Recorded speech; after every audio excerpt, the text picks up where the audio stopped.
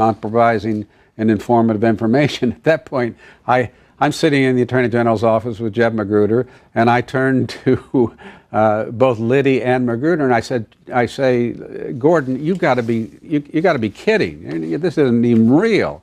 And Liddy, who became quite annoyed with me, snapped his heels and turned to Mitchell and said, John, or General, I can assure you these are the finest girls from Baltimore. And so he was quite confident he had the talent to handle it.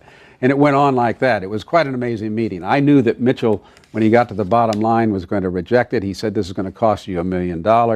And Mitchell said, well, Gordon, this isn't quite what I have in mind. We're more interested in the anti-war problem, we're protecting the re-election committee, the surrogates we're going to send out.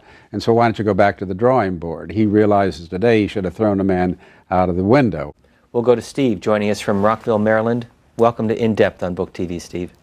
Thank you. Mr. Dean, I'd like to just ask you two questions. One is, with all the millions of man-hours and time spent on Watergate, there's never been an answer for, one, who directly ordered the break-in? They say Jeb Magruder, but everything I've read about Magruder is he's very passive and a follower and wouldn't have done it by himself.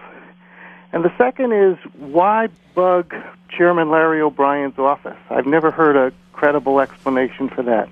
I hadn't either. I have gathered information over the years and just added a new 30,000-word edition called The End of the Story to Blind Ambition, where I was able to sift through the hard evidence, not what people remembered, not what they thought, but what actually happened. And what's clear is that Nixon created a situation where the only place they could get what they wanted was in the DNC. And Jeb Magruder did give the order.